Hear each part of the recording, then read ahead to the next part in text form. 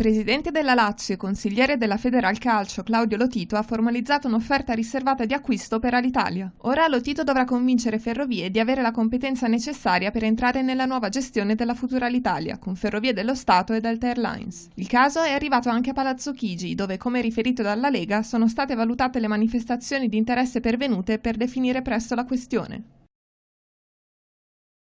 Si prospettano tempi duri, anzi durissimi, per i cosiddetti furbetti del cartellino. Con l'approvazione del DDL concretezza nelle mani della pubblica amministrazione ci saranno infatti nuovi e preziosi strumenti per garantire migliori servizi per cittadini e imprese. La vera novità è rappresentata dai controlli biometrici in grado di eliminare del tutto i lavoratori che truffavano lo Stato.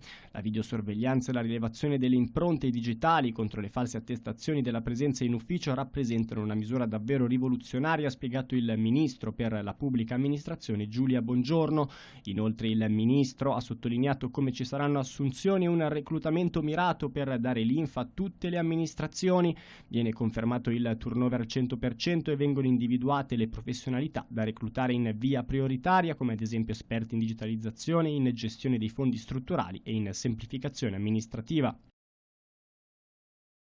SOS Mediterranee e Medici Senza Frontiere hanno steso un bilancio piuttosto preoccupante della situazione dei migranti nel Mediterraneo, da un anno dell'annuncio delle autorità italiane di chiudere i porti. In questo anno appunto sono stati 1151 i morti ritrovati in mare e 10.000 le persone che sono state reimbarcate forzatamente verso la Libia, dove saranno di nuovo esposte ad inutili e pesanti sofferenze. La risposta dei governi europei alla crisi umanitaria nel Mar Mediterraneo e in Libia è stata una corsa al ribasso, sostiene Anne-Marie Luff, responsabile per operazioni di MSF. Un anno fa abbiamo implorato i governi europei di mettere al primo posto la vita delle persone. Abbiamo chiesto un intervento per mettere fine alla disumanizzazione delle persone vulnerabili in mare per finalità politiche. Invece, ad un anno di distanza, la risposta europea ha raggiunto un punto ancora più basso. L'accusa mossa da queste associazioni è che la situazione di stallo che si è creata è la più pericolosa di tutte per quanto riguarda l'assistenza in mare, soprattutto perché non ferma l'ondata di migranti intenti a fuggire. Nelle ultime 6 settimane si è registrato un aumento delle iniziative migratorie e mette in seria difficoltà chi monitora le coste africane per cercare di porre rimedio a questa crisi umanitaria.